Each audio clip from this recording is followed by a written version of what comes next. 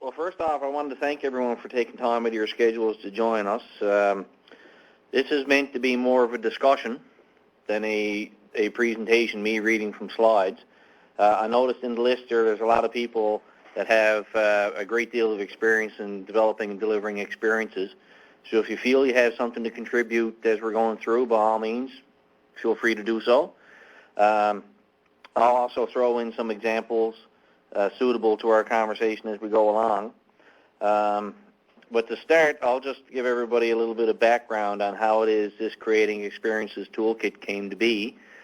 A couple years ago, the Tourism Board had decided it was time that we do a refresh in product development for the province and have a good look at how it is we'd like to develop a new plan for product development.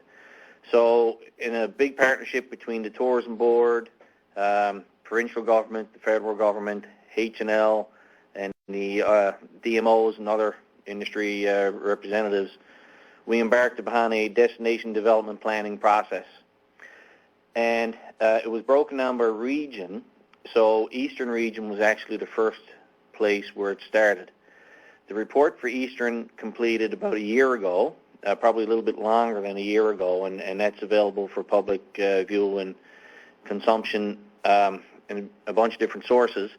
But one of the recommendations that actually came out in the Eastern Destination Development Plan was the need for a Newfoundland and Labrador content-based experience development toolkit.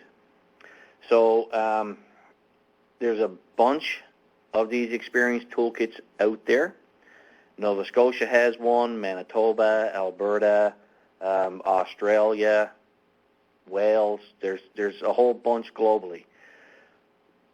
And while a lot of people were using those, including us in the product development team, we were using those for specific references every once and again.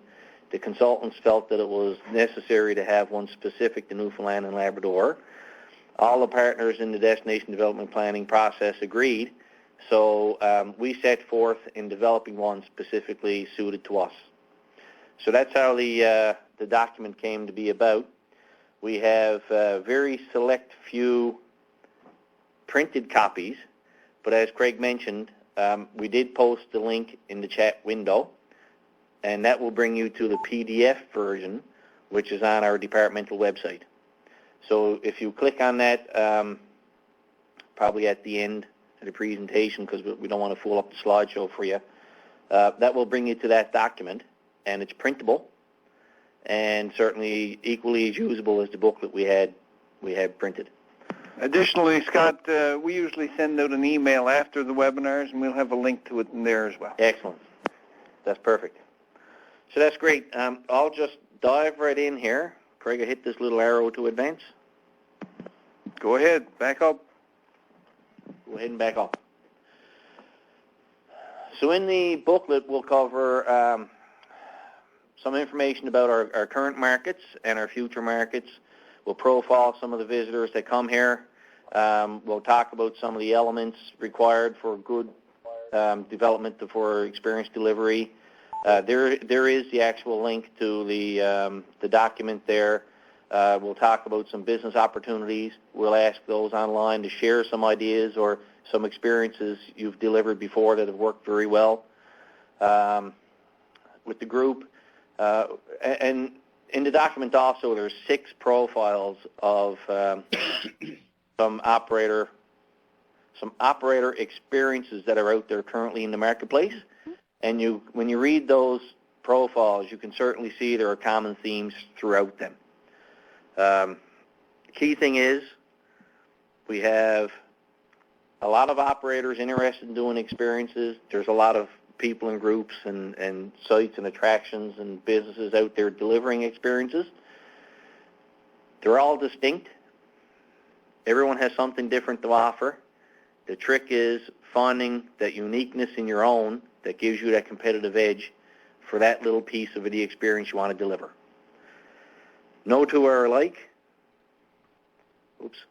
Let me get I'm clicking next as if it was a PowerPoint. Let me click that arrow again. There we go. You'll also find throughout the booklet some quotes and references that that are meant to be some, a bit inspirational. And this one is quite apropos. I'll refer back to this one when we come to another slide, because sometimes it's not necessarily about what you have, it's looking at it in a different way. And when we embarked on the destination development planning process, it was all meant to be from the visitor's lens, how the visitors see us and how they want to have experiences when they get here. And that's much the same thing we find is in our research, visitors are saying they want to experience things.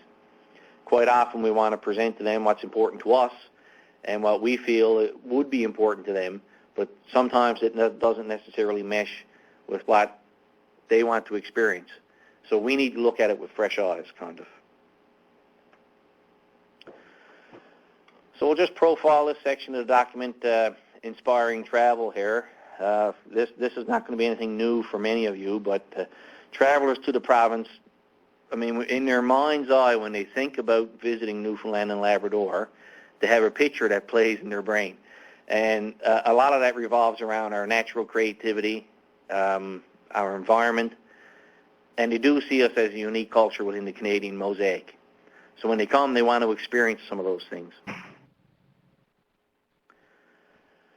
But what we really found, and we really learned, not just in the developing or destination development planning process, but for the past 10 years or so, this has been a steady shift in the market. They want to be at the center of the experience. I know when I started in tourism, I was a tour guide, and my work history is pretty diverse. I worked in a lot of attractions, and the show and tell experience was okay back then. People were quite happy to get that. The show and tell don't necessarily work anymore. They want to be part of the story. They want to be up to their elbows in it. They want to be able to experience it and tell it. They want to be really immersed in it. They want to be at the center of it all. And this is the slide I was going to reference back to that quote, seeing things in a new way, because quite often what seems normal or daily routine, insignificant for us, is part of that allure that makes us different from the rest of Canada and the world, which attracted people to come here. And I'll just use one example. When I was a kid, growing up in the community I did, it was no problem to walk down the street and see fishermen picking nets, especially herring nets or leader nets, bait nets. We just took that as ordinary, insignificant daily routine. Well, today, visitors would probably, most likely, want to experience of helping that fisherman pick that net clean. So while it's something that's so ordinary to us, we walk on by and not notice it, to a visitor, that would actually be pretty fascinating. There's no one-size-fits-all plan or approach to this. Like I mentioned earlier, a lot of our businesses are different. We may be involved in the same sector, for example. There's a bunch of people online that have accommodations. But even our accommodations are different. Our locations where we operate are different. And we all have opportunities to expand on what it is we're currently doing.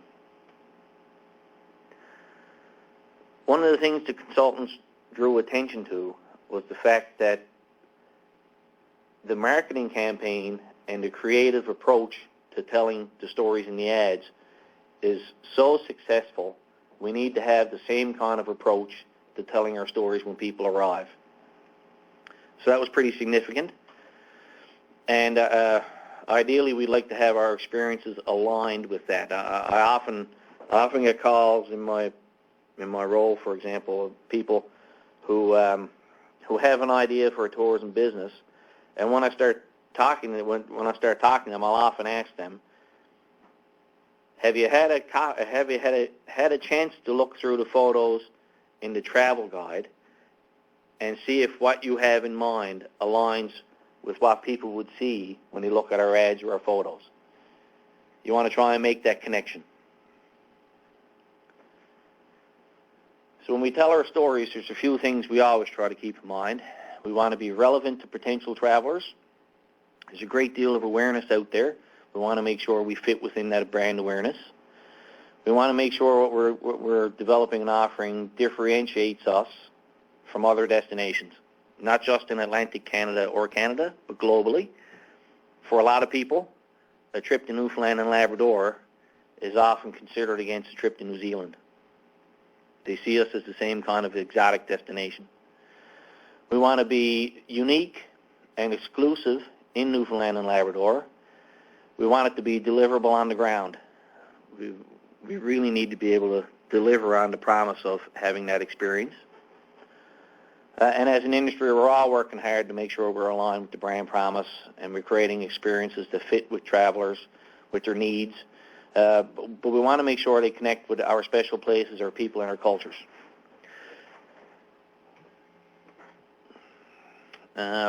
This quote is a little bit bleached out here. But in case you can't see it, I'll say the first step in exceeding your customers' expectations is knowing those expectations. And that's a critical point that I'd like to make, because the people the visitors I may encounter pretty regularly in my daily work, there's some nuances and differences in the people you might see at your business.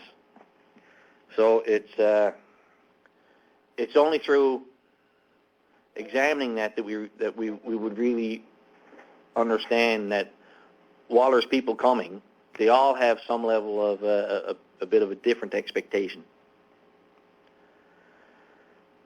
And in order to do that, having a better understanding of who those people are would really help. One thing we all know, there's barring some kind of a natural disaster or some kind of disaster out in the airways, for example, there's no such thing as an accidental tourist in Newfoundland and Labrador. People take deliberate action to get here, often spending significant amounts of time and money to do so. Here's primarily who the target market are that are coming. They're singles and couples that are 45, they're usually empty nesters, we call them. They don't have any kids at home. Well-educated, higher than average household incomes. They want to discover the exotic, the unusual, and they look forward to getting off the beaten path. If this is different than the people you see in your businesses, we can have a conversation about that. Those folks are more knowledgeable and experienced travelers. For them, it's often an expression of who they are, where they select to go. They're seeking a broad range of authentic experiences. They really expect value for dollar, which says a lot, because sometimes we undervalue what it is we have to offer. They primarily come from Ontario, Alberta, English-speaking Quebec, and the other Atlantic provinces. We do have a lot of visitors coming from the U.S., the UK, and Germany. That's our non-resident market. But we can't forget that resident travelers, people from Newfoundland and Labrador who are actually traveling around Newfoundland and Labrador, make up a big proportion of those that spend their traveling dollars in the province. They're critically important, I would say. So resident travelers do play a vital role in growing our tourism industry. We all recognize that. The good news is, no matter where you come from, we're all looking for experiences that are going to be engaging, we can participate in, and will create that memorable experience unique to place. We often, the product development team often talk about a sense of place when we're talking to people who want to develop experiences. Here's a quote you'll see quite often: product is what you buy and experience is what you remember. And in this photo, you can see these ladies are actually having an experience in hooking a traditional mat. So we'll talk a little bit about the elements of creating exceptional traveler experiences here now. The key thing is, it's all about engaging the visitor. Moving away from that show and tell aspect to actually incorporating the visitor into the elements of your program or your offer. You want to provide something that's exclusive and integrates as many senses as you can. That's That's a really good way to get at the heart of the story about the destination. It's not a trend. I can remember probably 15 years ago now, I was working with Parks Canada at the time, and Parks Canada had put together a national task force around visitor experiences because it was really emerging at that time, and it's still critically important today. So here's some of the major elements. It's a way to be innovative and consistently exceed customer expectations. A quote I always use in my daily approach to things is under promise and over deliver. That'll always make people happy. If you tell them, yeah, we can deliver on that, and then you actually deliver on more, bonus. They love that stuff. An opportunity to craft experience to satisfy demand. It doesn't always require high costs for investment. It doesn't have to be expensive. Sometimes it's just using existing infrastructure and capital that's around. It offers a way to increase your bottom line because visitors are willing to pay more for experiences. And we know from our market research, people have said they would have paid more to do this, or I would have paid more than I actually paid to do that. They tell us they're leaving with money in their pocket. That's a quote from Steve Jobs here, who wants to put a ding in. He wants to make sure people knew that he was in the universe. That's a good thing. So when we started working on this toolkit, we had a whole bunch of research that we were looking at, and we looked at how other jurisdictions had approached their toolkit. And I struggle sometimes with calling them toolkits because they're more like textbooks. And that's not what we really wanted. We wanted a simple document that would help guide some thought and considerations. But we also looked at what our market research was telling us about how visitors thought of Newfoundland and Labrador and what they really wanted experiences around when they came here. So when we dug deeply into that, there was 3 pillars that really jumped out at us. The first one is nature and wilderness. So in our markets out there, when people are thinking about visiting Newfoundland and Labrador, they immediately think and want experiences that involve the ocean, the coast or coastline. They want to get out in the nature. They want to have experiences with wildlife. And they specifically mention geology. Now, geology is not just fossils. It's also land formations. So they wanted to get a better understanding of this place we call the rock and the rocks that make up the rock. Another one of the 3 pillars that really leapt out was people and culture.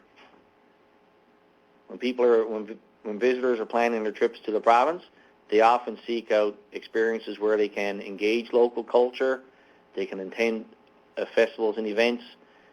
They look for various levels of culinary experiences.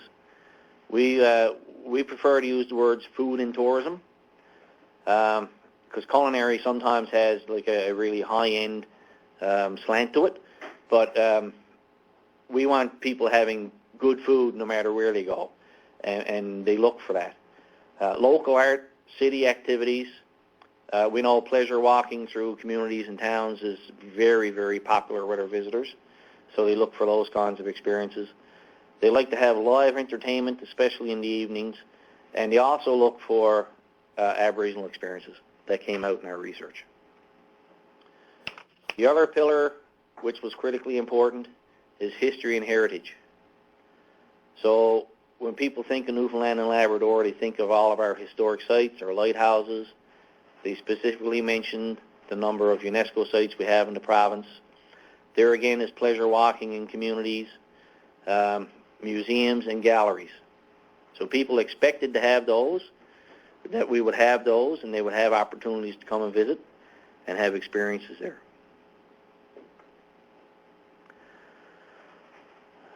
I use this quote quite often. In my personal time, I'm a coach in a bunch of youth athletics, and I often use this quote in youth athletics also. You can't build a reputation on what you're going to do. Or what you say you're going to do, you actually have to go out and deliver on it. So I was really pleased when this actually came out in the booklet. You'll also see in the toolkit, there's a section there which gets people to think about their ideal customer. And we actually have we have it broken out into 5 or 6 different questions in the workbook piece, but it's really to get you to think about what customers would want when they come to your place or come to your area. And no one knows your clients better than you do, I don't think. So you would have that intimate insight into what the people who come to your establishments are looking for, their attitudes about certain things, and the questions they have around what it is they can do or something specifically they saw and would like to learn or know more about.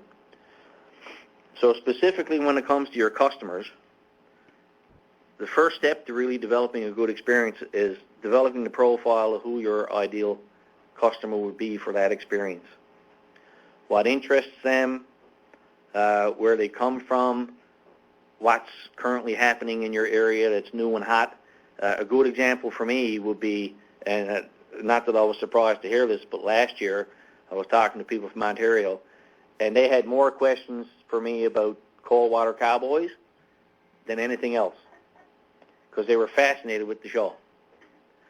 So, if I were developing an experience based on that little bit of market research I just got from those folks, I would be looking to do something that meshed with that whole theme of cold water cowboys and the fishery and on the water.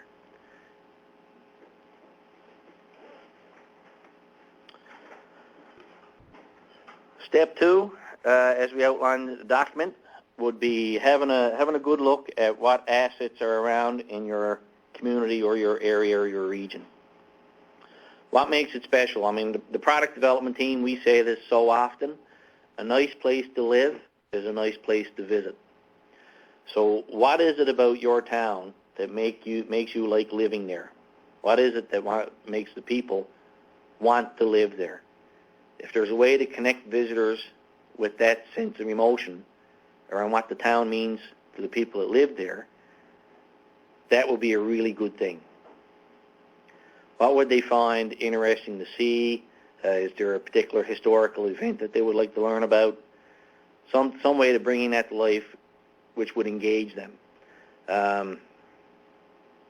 Again, just back to me and the town I grew up in, we have a big sandy beach there, and for a few weeks a year, the capelin roll on that beach.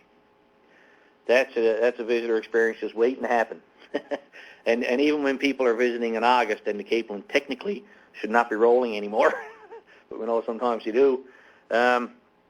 There's ways to still action and experience around that whole cultural element, and the scientific element of the nature of capelin rolling on the beach. I'll just throw that out as an example. If anyone else has an example of something that's unique to a town, probably overlooked at certain points in time, by all means, feel free to chime in. Yeah, I think I'd just like to take a second now, Scott, and ask, are there any questions? Because you threw out 2 fairly lofty challenges that until you get into them, you probably don't realize how lofty they are.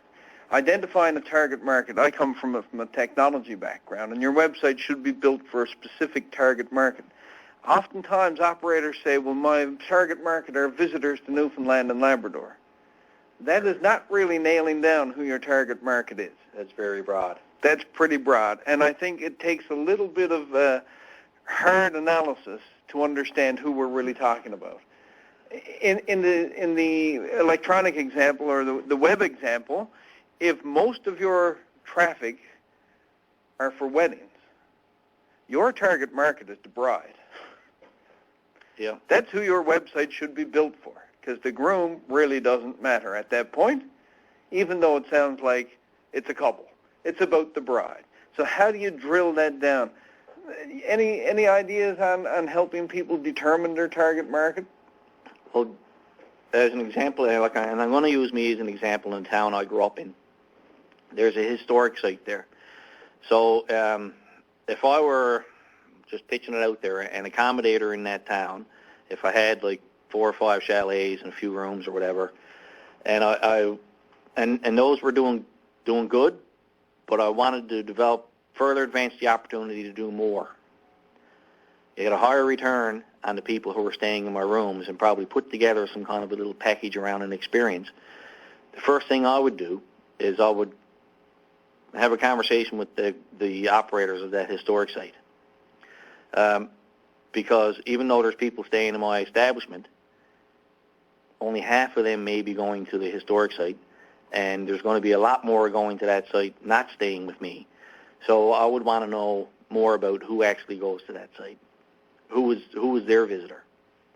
There's a couple other things in town I would go to and ask some questions, build that relationship, because one of the steps we're going to come to in this is partnerships, and you don't have to do this alone. There's a lot of partnerships out there that you can build.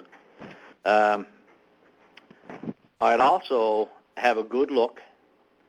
Well, I will contact the appropriate product development person for your region and ask them to help you narrow down or get your hands on some of the research that the department does. ACOA also has some pretty good research. There's lots of research out there to help with this. We have a lot on our website, but again, you're not in it alone, so when you're developing your profile, we can actually help with that. But the place I would start is my own business first, and then I'd have a look at some of the other sites and attractions around and see who actually is going to them. A couple of great resources there, and I think Jane also contributed something there in the chat, which looks valuable. I think that's right, Jane, too. The second one then is knowing your region and your community. I grew up in Grand FallsWindsor. I was in the mill once in my life. That was the biggest employer in town. What's going to help me look at my town differently? How do I put on a visitor's glasses to see what resources I actually have in town? Well, and there's some sad news that came out recently about Grand FallsWindsor. The Loggers Museum is closing for declining visitation, and a bunch of other different reasons. But there's a whole bunch of other assets in Grand FallsWindsor, for example. We know that pleasure strolling through town is one top-of-mind activities for visitors that are coming. Generally speaking, now these could be fighting words, but I'm just going to throw it out there. In comparison to some of the coastal communities, Grand Falls-Windsor is a relatively young community for Newfoundland and Labrador, but it still has a little bit of a historic district. The Exploits River is there, so even though you're not by the ocean, you still have opportunities for walking along a water body. There's a trail network in town, which is highly active. People are highly active on those. Visitors seek those kinds of things out. There's also, because it's a mining town, a lumber and mill town, there's also some people in that town that will be excellent storytellers around log drives, around the history of the development of the town, what the employer, the mill, meant to the town, how the town formed around it. So I would look to build those kinds of, thematically link those together. But that example brings up a really good point, because that's not going to be for everybody.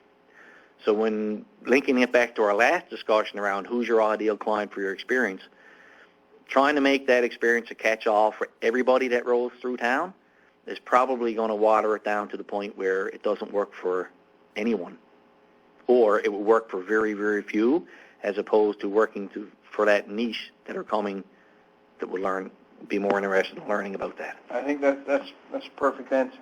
All right, I'll let you go ahead now. Thanks, Craig. So in that example, I actually mentioned storytellers and musicians. There's folk songs out there. There's ways to action the story about Grand Falls-Windsor in an experience beyond just going to the mill, or in the future going to the place where the mill used to be, right? So there's ways to do that. Plus, there's other buildings in town that are probably underutilized. Build a partnership, build a relationship, have access to those where you can use those things. Something that, and I've spoke with this several times to a lot of different people, one of the things in our coastal towns that was a really big deal, especially if you had schooners, and the schooners were going to the ocean, was sail making.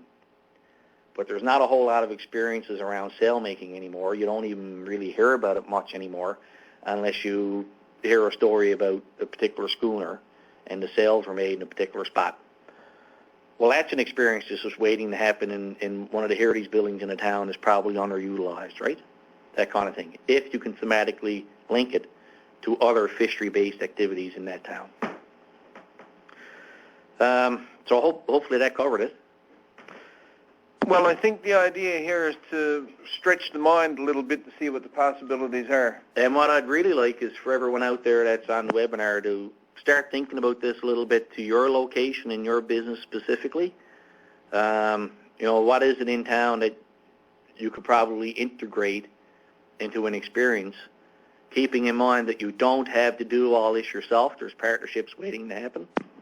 Michael made a good point there, and maybe you want to put a pin in that one for a little bit later, Scott. But he says after every tour, people ask about boat tours, but the boat tour operators don't see him as a frontline person. And he's one of these unique experiences, I think, in the inventory that we keep talking about. Maybe we should put a pin in that for a little bit later, but that's a great point, Michael. We'll come back to that one, Michael. Thanks. Thank you. We outline step 3 as identifying experiential opportunities. And when I put this in the slide, I specifically want you to relate it to your particular business or operation. Because as we mentioned off the top, while we may be doing very similar things in the same sector, there's something about us that makes us different than the person down the road, which again makes us different from other parts of Canada and the world. So we really need to think about what makes us unique in my particular business or offer, what makes me unique than everyone else, what experiences would fit for the offers I have, and can I incorporate all 5 senses in it? I'm going to use an example here of berry picking. Years ago, I was in a meeting, and someone said to me, one of our greatest assets in our backyard is berries. And no one goes berry picking here. None of the visitors go berry picking. And I said, well, how can we facilitate that so visitors get an opportunity to go berry picking? And the response to me was, well, you just get a bucket and you go out and you pick berries. And that was an eye-opener for me, because while we were having the conversation, it became obvious that the person I was speaking with wasn't seeing it from the visitor's point of view. If they came from outside the province, number one, they're in a little bit of a foreign land. Number two, they're probably after hearing all kinds of stories about moose. They got them a little bit concerned about being out tramping around, right? So just sending someone out with a bucket is probably not the best way to go about facilitating that experience. But if, like where I'm from, again, we have a place where we go to pick, we have several places we go to pick specific berries. They are kind of where our family went to pick berries. So making that connection for a visitor or a group of visitors to actually go to a place that was important for my family, pick some berries, have a lunch, a good lunch, spend some time in the outdoors, actually do some walking and hiking. They get to experience the nature. Probably will get to experience something along the coast. Get them back and an opportunity to taste those berries in some kind of way, or maybe even better if they're interested, get to make something with those berries. I've had that conversation with a bunch of different operators, and some of them are actually doing it quite well. And there's others that are thinking, but you're not going to charge anyone for that, are you? Oh my gosh, yes. And we'll get to that also, because one of the critical pieces in developing experiences is appropriate pricing. That's the most tricky piece. Oddly enough, this is not just in tourism. This is like in every business. I had my conversation yesterday with some people who do international trade with Newfoundland companies, and what they found, something very similar, the business owners here in the province often undervalue what their product, the value of their product in other places. So we often undersell, but again, back to that getting, it needs to be appropriate placed. Well, and we have a question online too, do we? And I think that's the whole key to it, though, Scott. We want to reduce obstacles on the path to purchase and actually make that a much more, fluid process or fluid Absolutely. path. And it's all for a revenue generator. There's no crime in that. We should not feel guilty for being successful in making money, and you know what? That's a really good thing. So some other things to consider when you're looking at your own businesses and what experiences would fit well for you. Think about the stories of your town, because that comes out in our research all the time. People want to hear the story of the community, and they especially want to hear it in creative ways.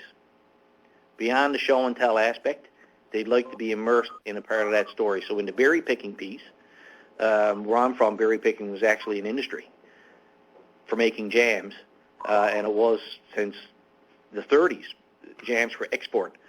So integrating people in that berry picking experience, and also telling that historical story of how valuable those berries were to the community and the neighboring communities would be an exceptional piece to that experience. So I'll just move on here. Now the partnerships piece. Identifying partnerships. I've said several times, you don't have to do this all yourself. And quite often, when we look at what's in our communities that we can help us in delivering experiences, is not just a significant location or a special old building. It's often the person, because that's what came out in the destination development planning process. Travelers want to connect with people, the program providers and people that can bring a story to life. So just like the example of berry picking, if there's a person in my town who probably has opportunities for me to build a partnership with them, I just off the top of my head, maybe they're retired and looking to be involved in some kind of, they have the personal suitabilities and are looking to be involved in some kind of tourism operation, which gives them an opportunity to share their story about their town, about what it means for them to be a Newfoundlander and Labradorian, bring people to a place that's important to them, share the story of that place, what that meant for us as Newfoundlanders and Labradorians and members of the community. If those people are in your community, then that's an excellent resource. An excellent resource. Start talking to them. Work out an arrangement to how you both can financially gain from that. And that would be a good place to start.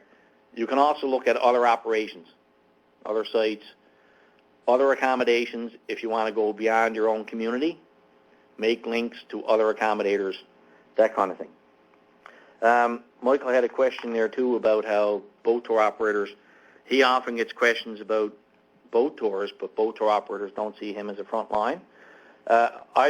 If I were you, Michael, I'd actually reach out to a couple boat operators, especially if you're walking tours of the downtown core, because when people are on your tour, you can actually deliver them right to the dock as part of the tour maybe, and facilitate their engagement with a boat tour.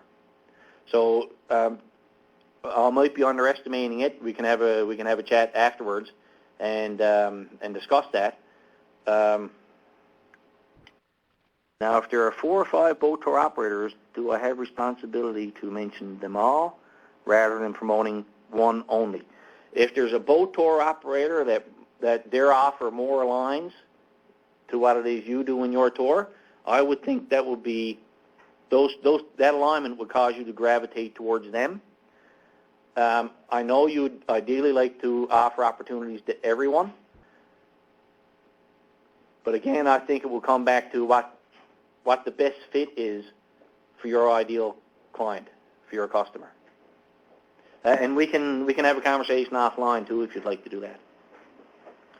So I'm going to move along here in the interest of time, but I can't overemphasize the importance of partnerships and all this stuff. Step number 5, which is another critical piece, you really had to think about the experience yourself. And one thing that really came out to us when we started developing this toolkit and we looked at operators and we specifically went to TripAdvisor to see what people were saying about experiences, that was worth its weight in gold. If you're not on TripAdvisor, I would encourage you to be there.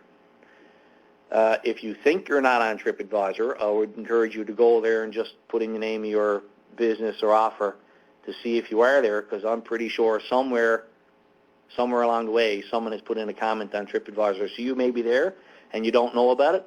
The benefit to it is you'd want to be engaged in that conversation, because that's what TripAdvisor is. It's a medium to have a conversation. So when it comes to the experience yourself, here's a few questions to keep in mind. How will your customer remember the experience? How will they describe that to others? When you read if you get an opportunity, and I would encourage you to read the profiles of the businesses in this document that actually do it very, very well. A couple of them will tell you that word of mouth and referrals from people that have been on their offer is their number one marketing tool. Other people referring, saying, you know what, we did that and it was excellent. You really, really have to do it. And again, back to that TripAdvisor piece. A couple of quick ones while you're moving to your slide. I saw Carol at the Colada Inn ask about TAP compliance. When you're making a referral, and part of the reason the tourism assurance plan was brought in, what we found when we brought in the tourism assurance plan was that the standard on liability and insurance was a bit of a sleeper standard. But most operators latched on to that idea once it was presented by the insurance companies. In dealing with partners, you have to assume that unless they have their own liability, that you're going to assume some of that liability. So, Michael, the more complex answer to the question is, water seeks its own level, but you have to make sure that you're protected in those referrals as well. If something was to happen when you referred a tourist to my boat tour and I didn't have the appropriate certifications, insurance, and things, once it went to litigation, the lawyers could probably end up back at your doorstep because you're the one who referred them. So by looking to partner with TAP-compliant operators and organizations, you are practicing, I guess, a bit of risk management in that. Absolutely. And it's probably a bit of a best practice. But again, that's probably more of an offline one, but that may address that concern. The other one was Joan with TripAdvisor. She said, you can't put yourself on TripAdvisor. Yes, you can put yourself on TripAdvisor, and actually you must put yourself on TripAdvisor. I can start something about your business on TripAdvisor, but then as the operator, the onus is on you to claim your listing, to validate that you are the owner, and then you need to work that TripAdvisor account to show that you're on top of that, because a lot of people do look to TripAdvisor. And one of the big lessons coming out of DDP, I think, is the whole thing around TripAdvisor and the importance of it. There are probably different webinars. I don't want to get too down into them because we're going to run short on time for Scott, but I did want to address those. Thanks, Craig. Some critical points, and you're correct. One of the key pieces that came out of the DDP, it's coming out in every region of the province, actually. That probably one of the easiest wins for the tourism industry right now is to be more engaged with NewfoundlandandLabrador.com and TripAdvisor. So the next step in our 6-step process is setting the price based on the value. And I use those words because quite often we undervalue what it is we have ourselves. But value is what the visitors seek, value for dollar. And we know from our market research and our open-ended questions people have consistently said that I had gone on this, I've had this tour, I've had this experience, I've visited this attraction, we would have paid more for that experience. So it's a critical piece to think about. We have some commentary in this section of the document. Basically, is 2 bullets. It talks about being competitive in the marketplace. We sometimes don't position our value to be distinctive. We find ourselves competing on price. We know that's a slippery slope to the bottom because we should not be competing on price. We should be competing on value. Unless you're Walmart and that's your business plan, to compete on price. But for us, we would prefer to see competing on value because that raises the bar. Another thing I'd like to mention here is guests often reflect on the commodities, the goods, the services, as well as the experience. So when you add all those elements together, if I were to use the discussion here from Michael, connecting with the B&Bs, connecting with the boat tours, if you can put all that together in a package, you need to price that appropriately so everybody wins, but so that we're not giving it away. It's a happy medium. We can help with pricing. I would also advise people to check out the Canadian Tourism Commission's Experiences Toolkit because they have, I think it's a 3-page spread, because it's so critical important, and they actually have formulas in there to help you. But we can help with that also. So I just want to emphasize appropriate pricing based on value is a critical step in the visitor experience. So I'm going to throw it or extend an olive branch for us all to connect. That's my contact information. In the document, when you click the link in the chat window and you get to the PDF, at the back of the document, we have all of our regional contact information. There's 5 of us on the team. We have Paul Taylor in Western, Chris Tuck in Central, Ella Heenahan in Eastern, and Andy Henneberry, who's our nature-based, and he's provincial responsibility, but he primarily focuses on trails and nature-based activities. Like one of the real trendy things Andy is working on now is water-based and fishery-based experiences. So we're all here to help. The DMOs in your regions are also there to help, as is H&L. You don't have to do this alone.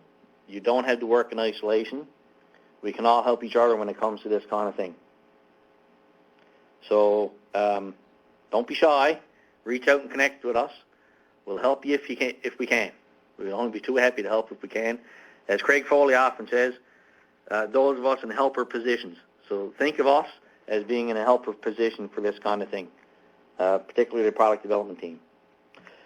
So there's a bit of discussion there happening online.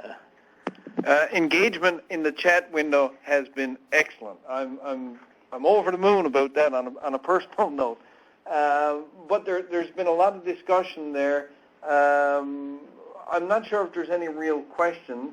How important are return customers? Should tourism operators strive to get the maximum return customers? You got any ideas on that, Scott? If you have return customers, that tells me you're doing something right. But they are critically important, and giving that resident travel makes up such an important part of our market. I would say it is really important, especially if you can offer them something different when they do return, because if you have the same old, the second and even the third time someone does return, well, then it becomes stagnant, and they're going to look for other things to visit or do or places to stay. So you want to keep rejuvenating that a little bit. But again, I concur with you. Return customers, really important. But again, with return customers, we want to maximize the yield from their visit. And if I were to be so bold as to extend back to Michael's example, connecting with the B&B operators and the boat tour operators, those that are TAP compliant, working with those. Enhance the offer. Visitors are willing to pay for that. They'll also spread word with that.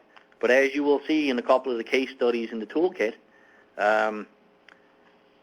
those people who talk favorably about it often come back and they bring others. So you not only get the return customer, you get their family, friends, or relatives, or even visitors from away that they like the experience so much they're going to bring them. So I concur, they're critically important. So I only have a few minutes left.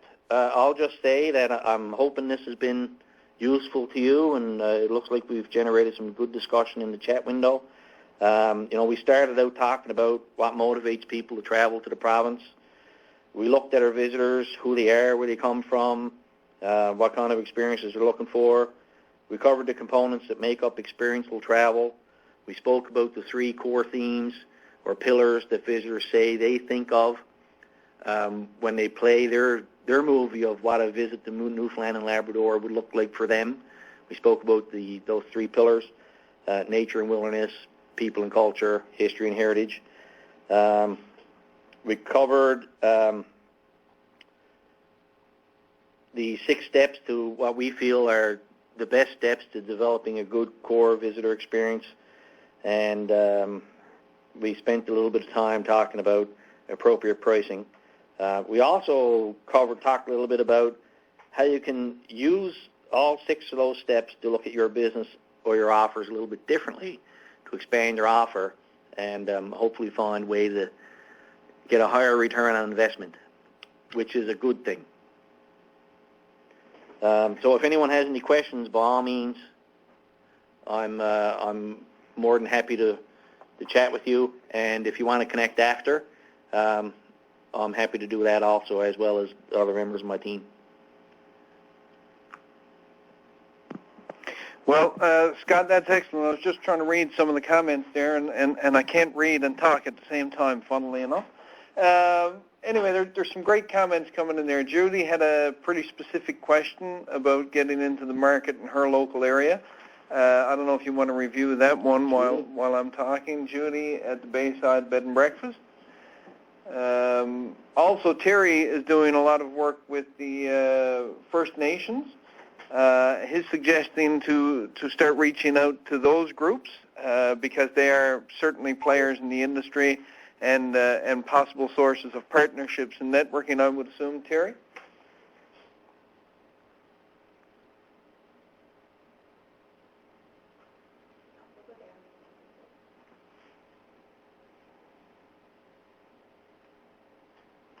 Terry, it mightn't be a bad idea to flick your contact information into the chat window there, so you could probably be a bit of a conduit on that if it so interests you. I have a comment for Judy. Judy, actually, it is a tough nut to crack, and when I'm talking to operators in general, I try to keep reminding them that while we think we're in competition with the person down the road or the community further down the road, we're competing with Halifax, we're competing with New Brunswick PEI, we're competing with other parts of Canada, we're competing with other parts of the world. Mine is here. So come over. While we want to focus on probably doing better in our own town or community, often making the connections with the other towns to facilitate, to create that traveler circuit so people travel from town to town, from place to place, benefits more. What I'm going to suggest to you is, I have a call this afternoon with Kathy Stacy, who's the Executive Director of the Eastern Destination Management Organization, and I'm going to mention this to her because maybe a session, some kind of half-day session or something in around that area where we can bring operators together to do some kind of like a speed dating, learn about each other's businesses, and how we contribute to tourism in our area would benefit. So And again, I'm happy to chat offline if you want to have a chat about it. But this issue extends beyond your area, believe me. I'm seeing that we're up around the 12 o'clock, and if there's no more direct questions really for Scott, it may be a great time to conclude. Just by way of summary, though, Michael asked a question before we started. How does he get more people to know about his business? And I think my answer to that is going to be the same as my concluding remarks on this. You know, we're all in this industry together. I remember meeting a lady from the Northern Peninsula at one of our conferences. She was there as a town councillor, but she also ran a gas station. And after she came to the conference, she recognized that she was not just a gas station owner and somebody who dispensed gasoline. She saw herself as in the tourism industry, and it was just a change in her perception.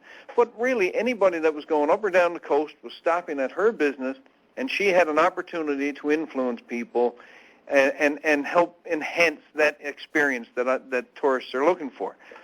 I think what we're seeing here is that Scott and his team are just as much a part of that network, just as much a part of that industry, and are to be relied on and reached out to, because ultimately we're all trying to build a bigger industry, and it's not through it's not going to be done individually. It needs to be done collectively. There's a lot of helping hands. There's a lot of people eager to see operators succeed, and there's a lot of operators you can partner with. So it comes with the ask. I guess once you ask, then the road is open, and down the road you go. And you've heard me say this before, Craig. I can't be a success unless you tourism operators are a success. Right. So that's probably a great place to conclude this. Thank you very much. These 3 sessions have been very well attended. The engagement on these have been excellent. It really shows that that maybe we're hitting the right topics, but we need more direction on that. So later today you will receive an email, as we typically do. It will ask you to go to a SurveyMonkey tool and tell us how we're doing, suggest other topics, because we want these to be as meaningful for you as possible as well. So if you get that, come into your inbox, take a few minutes to action that for us. Also, if you're on social media and you saw any value to these, give us a shout out. Certainly we need to get the word out to the ones who are not here, because they're probably the ones that could use some of this information as well. So without further ado, thank you very much. Have a great week, and we'll see you in the series, I guess, in the fall. Take care, everyone. Thanks, everyone.